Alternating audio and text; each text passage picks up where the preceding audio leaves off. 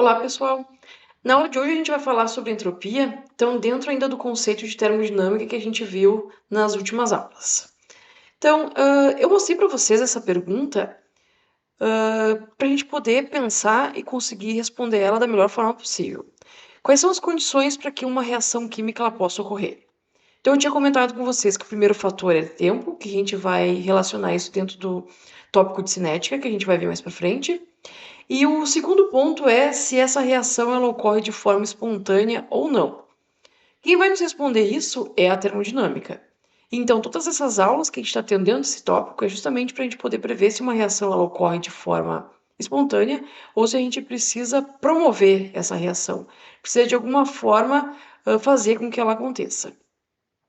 Então, a gente tinha comentado, né, nas outras aulas que a termodinâmica ela vai estudar as trocas de energia durante uma transformação. E a gente viu na última aula que uma das formas que a gente consegue ver essa transferência, né, esse fluxo de calor, através da entalpia, que a gente representou, né, então, aqui pelo ΔH. Na aula de hoje, a gente vai ver qual é o outro fator que a gente precisa levar em consideração, então, para a gente poder determinar se uma reação ela ocorre de forma espontânea ou não. E esse outro fator, então, é o que a gente vai chamar de ΔS, que vai estar relacionado, então, à entropia do sistema. Então, nessa aula, eu vou tentar mostrar para vocês alguns conceitos de entropia que vão nos ajudar a prever, então, se uma reação ela vai ser espontânea ou não. Então, primeiro vamos definir o que é um processo espontâneo. Então, a primeira lei da termodinâmica que a gente viu nas outras aulas é que a energia é conservada. E a gente viu que a energia, então, ela é medida de duas formas, por calor e trabalho. Então, o calor que está sendo trocado, ou então o trabalho que está sendo realizado pelo sistema ou para o sistema. O calor que está sendo retirado do sistema ou sendo recebido pelo sistema. Então, não importa a forma como isso é feito, lá no final das contas, a energia acaba sendo conservada, tá? Então, em função dessa conservação de energia, não é possível usar essa variação de energia como um critério para se avaliar se o processo é favorecido para acontecer ou não. Por quê? Qualquer coisa que fizermos para baixar a energia do sistema vai elevar a energia da vizinhança e vice-versa. Então, a energia sendo conservada, a gente vai ver que vai ocorrer um aumento da energia do sistema ou um aumento de energia da vizinhança. E isso vai se manter. Então, apesar disso, que é o que eu coloco aqui, a experiência nos diz que, independente se a gente fizer algo ou não, certas coisas irão acontecer, independente de nossa vontade ou não. Como, por exemplo, por mais que a energia do universo seja conservada. Então, por exemplo, se um ovo, quando cai no chão, a gente tem a absoluta certeza de que aquele ovo irá quebrar. A mesma forma, se a gente deixar um ferro ou um prego, um parafuso exposto na atmosfera, a gente também tem certeza de que aquele prego, né, aquele ferro, ele vai enferrujar, certo? Então, qualquer processo que ocorra sem a intervenção, ele é um processo espontâneo. Então, eu não preciso fazer absolutamente nada, porque aquele processo, aquele fenômeno irá ocorrer. Um outro exemplo também. Por exemplo, a água que cai de uma cachoeira, tá? Ela vai fluir, então, naturalmente por aquela montanha. Exceto se a gente estiver assistindo o Cavaleiro do Zodíaco e a gente vê o Cavaleiro de Dragão fazendo o inverso, tá? Então, o que a gente pode dizer nesse caso aqui? Que a reação inversa, ela não é espontânea. No caso, a gente nunca vai conseguir pegar um ovo que caiu no chão e fazer com que ele volte à sua forma inicial. Ou a gente nunca vai fazer com que a água que desce uma cachoeira, ela suba a cachoeira. Então, essas são as coisas assim que a gente, pela experiência, sabe que acontece, tá? Ou que elas não acontecem. Então, o que a gente conclui nesse caso aqui? Que um processo que é espontâneo, ele tem apenas um sentido. Então, é uma reação química que ocorre só num determinado sentido. No caso, eu tenho reagentes que vão gerar produtos. Se eu não tenho um processo que é reversível, esses produtos não vão voltar nunca para formar reagentes. Um caso mais clássico que eu sempre gosto de usar como exemplo é que a gente acabou vendo como exemplos nas outras aulas. A gente quer ver, por exemplo, a queima de combustíveis fósseis, como, por exemplo, o metano, CH4, né? A gente quer transformar isso em energia. O que a gente faz? A gente queima ele. CH4 mais O2. Isso daqui a gente faz essa setinha com um único sentido, indicando que a gente vai ter como produto CO2 mais água. Nesse caso aqui, o CO2 é o que vai para o ambiente e é o fator que polui. A água é o subproduto que é sempre desejável. E o que vai acontecer aqui é essa reação química, ela vai liberar energia que a gente pode representar pelo triângulo aqui, certo? Então, a reação inversa não vai ocorrer. CO2 e água não vão se recombinar para normalmente formar o metano, tá? Então, o processo que é espontâneo no sentido não é espontâneo no sentido contrário. Outros exemplos, tá? Para a gente conseguir entender como que uma reação ela pode de fato ser espontânea. Às vezes, se a gente analisa sobre um ponto de vista, ela é espontânea e sobre o outro não é. Vou citar alguns exemplos. Nesse caso aqui, o sentido de um processo espontâneo ele pode depender da temperatura. Então, o gelo se transformando em água, ele é espontâneo quando a temperatura é maior do que zero. Isso também a experiência nos mostra. De novo, aquele exemplo da gente pegar o gelo, tirar do congelador, colocar num copo e deixar ele em cima da pia. Se for num dia como hoje, numa temperatura em torno de 20 e poucos graus, ou mesmo sabendo que é acima de 0 graus, o que a gente consegue afirmar? Que depois de um tempo aquele gelo vai ter derretido e vai ter virado água líquida.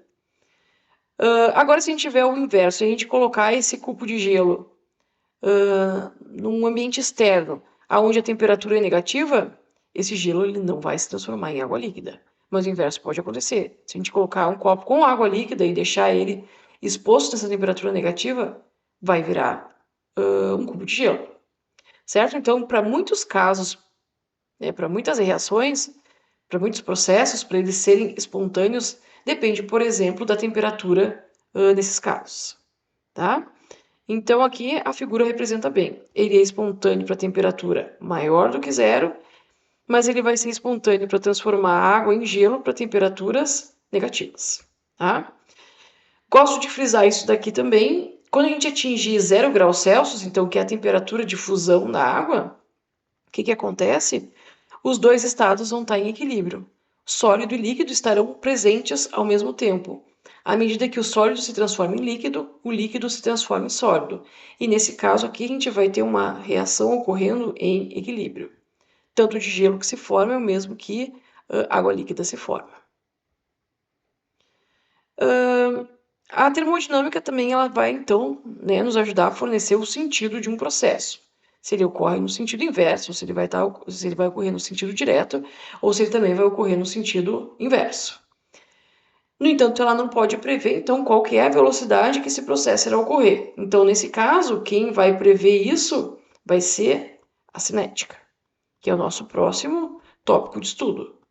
Qual é a velocidade? Uma reação ela pode ser espontânea, ela só vai ocorrer pela via direta. Eu não faço nada e essa reação vai ocorrer. Mas quanto tempo ela leva para ocorrer? O tempo que ela leva para ocorrer é viável ou não é? Aí aqui entra aquele exemplo que eu gosto de dar de grafite e diamante.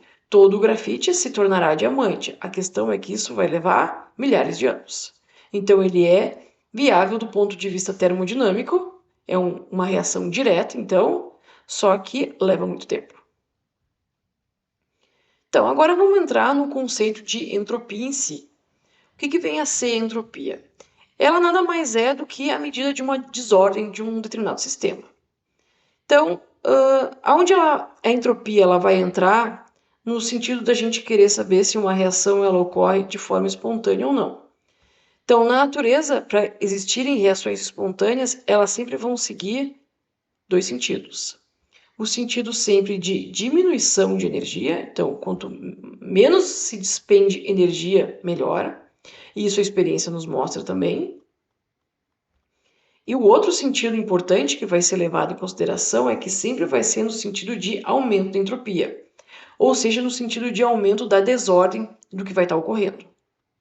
E a gente vai acabar avaliando isso do ponto de vista reacional, tá? Se eu faço a reação entre A mais B para gerar C mais D, essa reação está me levando a um aumento da desordem ou não?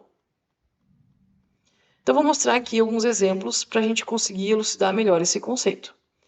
Então, aqui, por que o gelo vai derreter? Se a gente for considerar, o gelo ele vai ter aquela estrutura sólida, então ele vai ter um ordenamento de certo alcance. E esse ordenamento, aqui entre as moléculas que estão representadas aqui, né? As moléculas de água, de H2O, vai existir esse ordenamento porque existem lá as interações fortes do tipo ligações de hidrogênio. Então, mantém as moléculas de água numa estrutura coesa e bem organizada. Então, quando a gente tem a água no estado sólido, quer dizer que ela tem uma baixa entropia. Por quê? Porque as moléculas elas estão como se elas estivessem presas dentro de um cristal, dentro de uma estrutura bem definida. O que acontece à medida que o gelo vai derretendo? Se a gente fosse pensar do ponto de vista energético de entalpia, a gente já viu que para que isso aconteça, é necessário que o gelo absorva energia do meio ambiente, certo? Então, requer energia para que isso aconteça, porque essa energia, então, ela é utilizada para romper essas interações. Então, do ponto de vista termodinâmico, isso não é tão favorável, porque se não tiver energia sendo fornecida ali, esse processo talvez não ocorresse. Só que agora a gente tem que avaliar sobre dois pontos de vista, não só de entalpia, mas também de entropia. Nesse caso, o que vai estar ocorrendo? Quando o gelo derrete e essas interações são desfeitas, quer dizer que essas moléculas elas saem dessa estrutura bem definida, desse cristal formado, e elas ganham desordem. Então, as moléculas no estado líquido elas vão se mostrar mais desorganizadas do que no estado sólido. E isso, do ponto de vista termodinâmico, é muito favorecido. Então, aqui a gente pode ver justamente esse nível de organização se a gente for considerar as moléculas como bolinhas. No sólido, elas estão bem próximas e bem organizadas. No líquido, elas perdem um pouco essa organização, mas elas ainda se mantêm coesas. Enquanto que no estado gasoso, a gente já sabe que as interações existentes ali são muito fracas e as moléculas elas conseguem fluir livremente uma em relação às outras. Tá? Então, né, moléculas de água em estado líquido mostram-se mais organizadas do que as moléculas no estado sólido. Então, o gelo vai derreter de forma espontânea a temperatura ambiente, porque o fator entrópico ele é forte e ele é preponderante nesse caso. Vamos fazer um outro exemplo também. Quando vocês estão lá preparando comida e vocês botam uma panela de água para ferver, e aí vocês colocam o sal lá dentro, a gente já viu em outros exemplos também que, na verdade, quando a gente coloca aquela colher de sal na panela e a água, principalmente se a água já está próximo da ebulição, a gente vê com que o sal ele desaparece. Na verdade, não desaparece, né? Ele está lá dissociado. O que vem a ser essa dissociação do sal? Então, o sal, no caso, considerar o NaCl, que isso serve para outros tipos de sais também, aqui no estado sólido, eles vão se encontrar de uma forma bem organizada, numa estrutura cristalina bem organizada. Então, quer dizer que a entropia desse sistema aqui ela é baixa. Mas, quando ela entra em contato com a água, essa estrutura toda aqui passa a ficar desorganizada. Então, há um aumento de entropia nessa questão aqui. Por quê? Aqui a gente vai ter um ânion e aqui a gente vai ter um cátion. E o que acontece? Eles estão separados e agora aumentou a entropia do sistema. Mas, ao mesmo tempo, a gente vai ter uma organização das moléculas de água em torno desses íons. Então, a água ela estava mais desorganizada antes do sal ser colocado. Ela fica um pouco mais organizada depois. Então, o que acontece? A gente precisa sempre avaliar quem é que está tendo mais força nesse caso. O sal sendo desorganizado ou a água que está sendo organizada. Então, esse é o critério que se utiliza para saber se um processo vai ser espontâneo ou não vai ser. Tá? Então, aqui, a água se organiza em hidratos em torno dos íons, então a entropia diminui, e os íons do cristal se dissociam. Os íons hidratados são menos ordenados do que o do cristal, então a entropia aumenta. Quem pesa mais? O aumento da desordem do cristal ou o aumento da ordem na água? Então, a gente tem que levar isso em consideração para responder se esse processo vai ocorrer ou não. Então, um aumento na entropia de um processo ele vai estar associado a uma diminuição na entropia em outro sistema. E predomina sempre o aumento em entropia.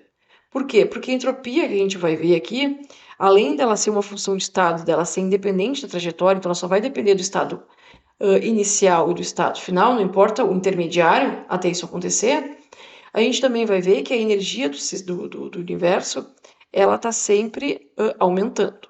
Tá? Então, aqui, para um sistema onde ΔS é igual ao ΔS final menos o ΔS inicial, então, por ser uma função de estado, Quando o ΔS, a variação da entropia do sistema, então, tá? É importante frisar isso. Quando a variação da entropia do sistema for positivo, ocorre um aumento da desordem. Quando a variação da entropia de um sistema é menor do que zero, quer dizer que houve um aumento da ordem do sistema.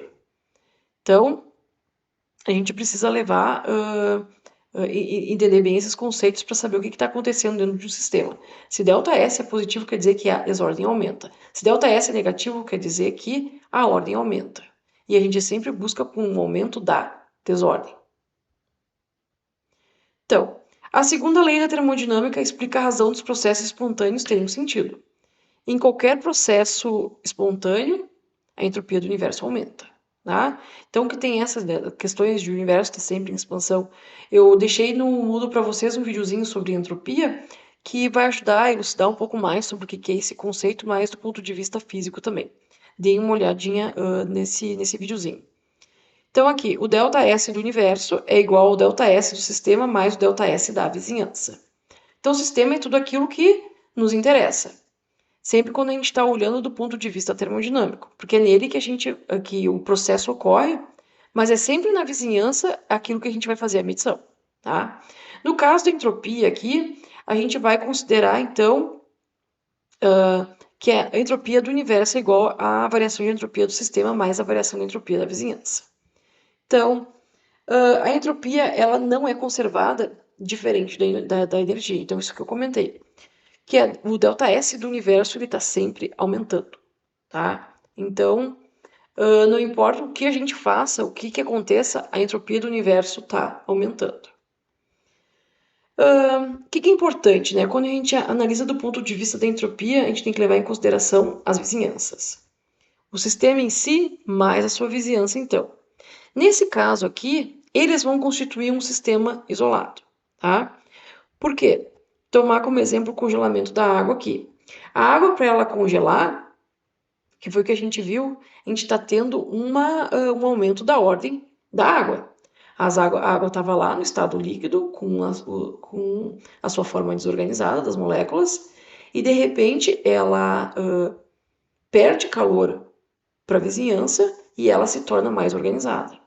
Mas, ao mesmo tempo que o gelo, né, que a água está liberando energia para a vizinhança, aquilo que está em volta do gelo está ganhando um aumento na desordem. Então, está ganhando um aumento de entropia. Então, é por isso que a gente tem a diminuição em um, mas a gente tem um aumento no outro. E é esse equilíbrio aqui que a gente precisa ver quem é que está ganhando. Se é quem está aumentando a entropia ou se é quem está diminuindo para ver se o processo ocorre ou não. Certo? Então, o congelamento da água ocorre através da liberação de energia e esse calor liberado vai excitar as moléculas da vizinhança próximos a esse gelo aqui. Então, o ΔS da vizinhança aumenta, enquanto que o ΔS do sistema aqui está diminuindo. Então, vamos ver essa questão aqui. Vamos supor que um mol de água congele no sistema em avaliação sob pressão constante e que uma certa quantidade de calor então vai fluir para a vizinhança. Como a variação de entalpia no sistema é ΔH, então o calor transferido à pressão constante, o calor da vizinhança é igual a menos ΔH. Então, dessa forma, a gente vai ter que o ΔS da vizinhança é igual a menos ΔH dividido pela temperatura. Em contrapartida, o ΔS do sistema vai ser o ΔH positivo dividido pela temperatura. Tá? Então, para um processo espontâneo e irreversível, o ΔS do universo sempre vai ser positivo, sempre vai ser maior do que zero. Porque por mais que eu esteja diminuindo a entropia no sistema, ou eu estou diminuindo a entropia da vizinhança, quer dizer que a do sistema ou da outra vizinhança está aumentando, tá? Então, observe que a segunda lei afirma que a entropia do universo deve aumentar em um processo espontâneo. É possível que a entropia de um sistema diminua, desde que a entropia da vizinhança aumente, tá? Vamos fazer uma interpretação molecular da entropia. Agora, para a gente conseguir visualizar, através de uma reação química, se essa reação ao ocorrer, ela está gerando um aumento de entropia ou não. Então, vou pegar aqui um exemplo de uma reação de gás, tá? Então, um gás é menos ordenado do que um líquido, como a gente já viu, que é menos ordenado do que um sólido. Qualquer processo que aumenta o número de moléculas de gás leva a um aumento em entropia. Então, aqui no exemplo, quando o NO gasoso nesse caso aqui, reage com o O2, aqui. Para formar o NO2, o número total de moléculas de gás vai diminuir e a entropia vai diminuir. Por que isso ocorre? Aqui a gente tem 2 mols de NO gasoso, e nesse caso aqui a gente tem 1 mol de O2. No total, se a gente for ver o somatório, são 3 mols de gás aqui. Nesse processo, pela recombinação das moléculas, gera uma diminuição da entropia, porque nesse caso aqui agora a gente tem 2 mol de moléculas. Tá? Então essa é uma das formas que a gente interpreta se uma reação aumenta ou diminui a entropia. Tá? Uma outra forma que a gente pode também interpretar a questão molecular da entropia. Se a gente fosse considerar um determinado sólido, um determinado objeto, ele se encontra na temperatura de 0 Kelvin, então ele está lá no zero absoluto.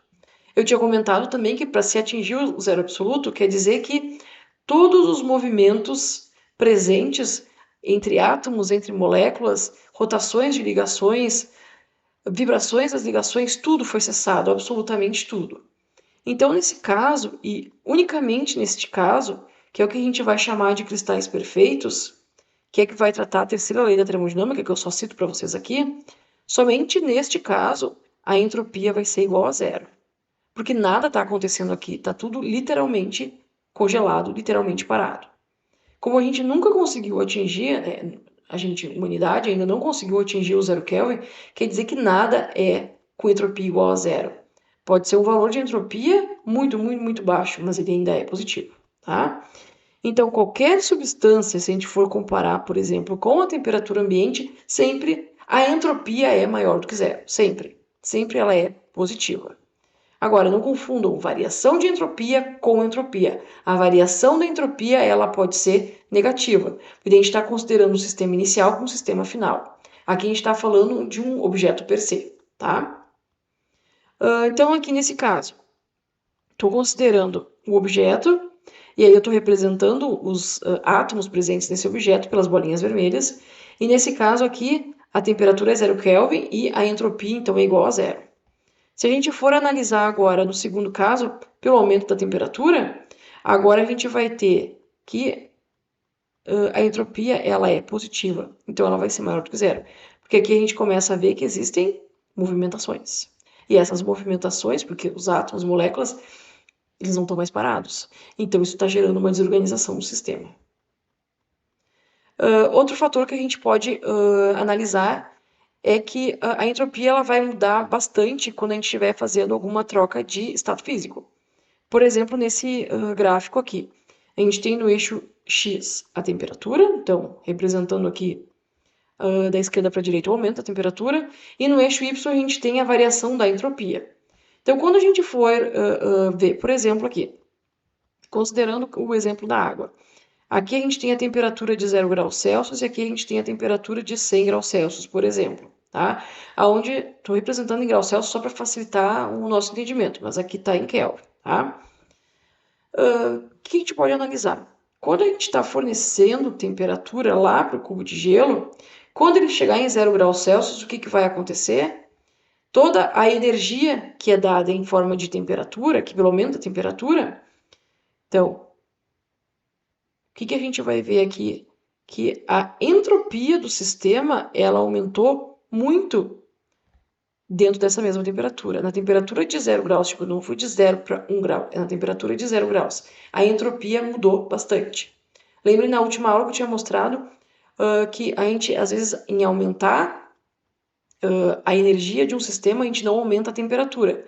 Por quê? Porque aquela energia não está sendo, né, que era o calor sensível, o calor latente. Aquela energia estava sendo utilizada para quê? Para romper as interações intermoleculares, como no caso da água aqui. E isso está fazendo com que essa quebra das interações, então, esteja aumentando a entropia. A mesma coisa vai acontecer aqui no processo de ebulição.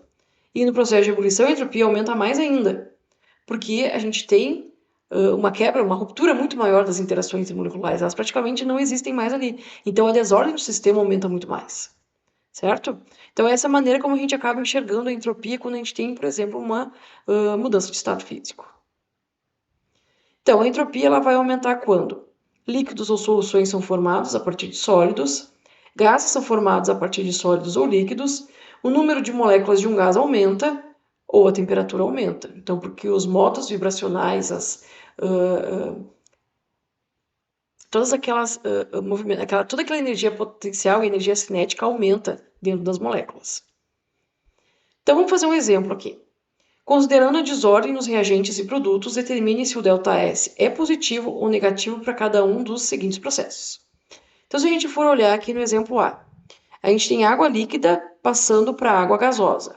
Então, nesse caso, a gente tem água líquida que tem interações intermoleculares relativamente fortes existentes ali, e a gente passa para um outro estado onde as interações intermoleculares são muito fracas ou inexistentes já. Então, as moléculas elas conseguem, por exemplo, ocupar todo o volume de um determinado recipiente. Então, nesse caso, eu tenho um sistema que estava relativamente organizado e ele passa a ser bem mais organizado. Então, nesse caso, meu ΔS vai ser positivo. Analisando o exemplo B, a gente tem ali o íon prata e o íon cloro, tá? O íon cloreto, ambos em estado aquoso. Eles vão reagir e eles vão gerar o cloreto de prata sólido. Então, ali a gente tinha íons que estavam separados, o aquoso ali indica que eles estão numa solução, então quer dizer que eles estão dispersos numa solução. E depois eles vão reagir e aí eles se agregam para formar um sólido. Então, nesse caso, a gente consegue visualizar uma perda de entropia. Então, a gente tinha um estado bem desorganizado e ele passou a ser organizado. Então, a variação da entropia, nesse caso, acaba sendo menor do que zero. O terceiro exemplo, a gente vai ter o ferro sólido reagindo com oxigênio gasoso, gerando 2 mols de óxido de ferro sólido. De novo, aqui a gente pode olhar por duas óticas. Aqui a gente tem 7 mols e a gente passa a ter 2, certo? Então, a gente já diminuiu o número, a forma como essas moléculas presentes estão rearranjadas. Diminui a possibilidade de rearranjo. É só uma, tá? Da mesma forma, a gente pode ver que aqui a gente partiu de um sólido e um gás, e agora a gente só tem um gás. Então, a gente consegue ver que ocorreu uma organização desse sistema. E, de novo, o ΔS vai ser menor do que zero. Na letra D aqui, a gente vai ter 1 mol de N2 e 3 mols de H2, gerando 2 mols de amônia. Nesse caso, eu tenho 1 mais 3, 4 mols, que vão gerar 2 lá no final. Eu também consigo ver que está tendo um rearranjo que está reduzindo a entropia do sistema. Então, meu ΔS aqui também é negativo. No último, a gente vê que a gente transformou de 1 mol para 2. Então, eu tinha um sistema mais organizado e essa molécula ela se quebra e ela se rearranja de uma maneira que ela está em uma maior quantidade. Então, aumentou o número de moléculas que estão disponíveis. Então, nesse caso aqui, a gente vai ter um aumento da entropia. Então, ΔS é maior do que zero. Agora, como é que a gente faz para calcular qual que é a entropia que vai estar relacionada a uma reação? Vai ser muito similar ao que a gente fez com relação à entalpia. Então, diversas medidas são feitas para os compostos. Para todos os compostos é feita a entropia que ele apresenta. E a partir desses dados, então, que são tabelados, que é o que a gente vai chamar de entropia padrão de reação, é feita no estado padrão. Então, o estado mais... o estado mais estável de um determinado composto. O que é importante frisar? Então, como a gente não chegou em 0 Kelvin, todas as entropias molares padrão de todos os elementos ela é sempre maior do que zero, nenhuma igual a zero. Lá na entalpia a gente viu em alguns casos que a entalpia acabava sendo zero.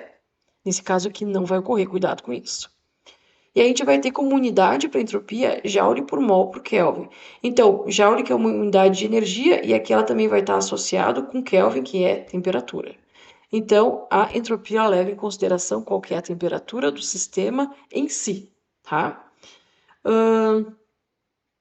Então, aqui a gente tem um exemplo de alguns dados tabelados. Esses dados aqui vocês também conseguem pegar naquela tabela que eu deixei no Moodle. Tá? Então, a gente vai ter os dados de entalpia, os dados de entropia e depois os dados de ΔG, que é o tópico da próxima, do tópico do próximo assunto. Tá?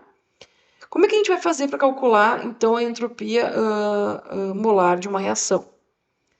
a gente vai ter a mesma relação que a gente teve com ΔH lá. A gente vai ter o somatório da entropia pertencente aos produtos, né, da reação, que é reagentes reagindo dando produtos. A gente vai ter, então, a relação do somatório dos produtos, levando em consideração os coeficientes estequiométricos, e se subtrai deles, então, a entalpia presente lá nos reagentes. Tá? Então, vamos fazer um exemplo aplicando como que a gente vai calcular, então, a entropia para uma reação química. Então, eu trago aqui como exemplo o cálculo do ΔS, então, para a síntese de amônia, a partir do gás nitrogênio e do gás hidrogênio a 298 Kelvin. Então, o gás nitrogênio e o gás hidrogênio reagem formando amônia. Essa reação aqui, ela faz parte do processo Haber, então, que foi um processo muito, muito importante, que teve o seu grande desenvolvimento durante a Segunda Guerra, porque a amônia ela é muito utilizada para a produção de adubos, né? Então, para a produção, enfim, de alimentos, né, ela se transformou uma das reações mais importantes, né, da humanidade. Então, vamos fazer o cálculo para essa reação aqui, tá? Então, para a gente poder fazer esse cálculo, a gente vai usar aquela fórmula que eu acabei de mostrar para vocês, que é, então, o somatório do ΔS, tirar o que não vai delta dos produtos, menos o somatório de S dos reagentes.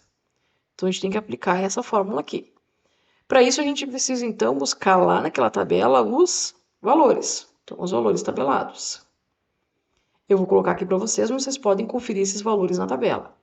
Então, o valor de S para o NH3 gasoso vai ser igual a 192,5 joules-mol por Kelvin. Para o H2, vai ser 130,7 joules-mol por Kelvin.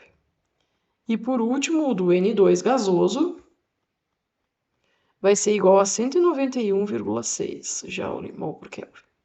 Então, eu tenho esses valores aqui e eu simplesmente vou pegar esses valores e vou substituir aqui nessa fórmula aqui, tá?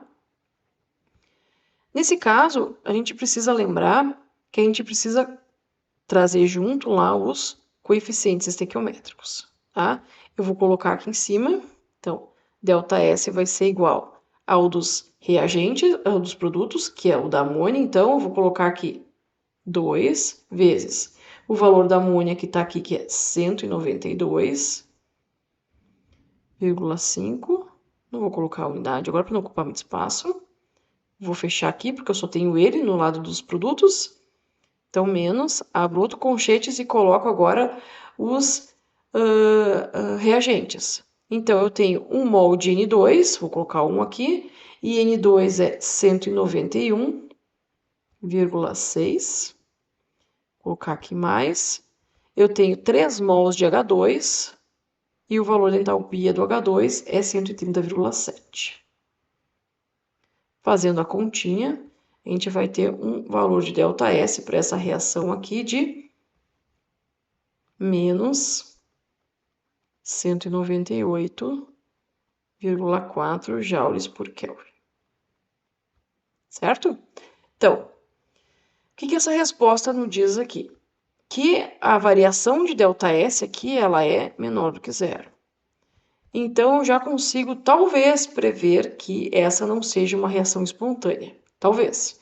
A gente vai deixar para avaliar isso no tópico seguinte, que a gente vai ter, então, sobre a lei de... a gente vai abordar a lei de Gibbs. Ok? Então, até o próximo tópico.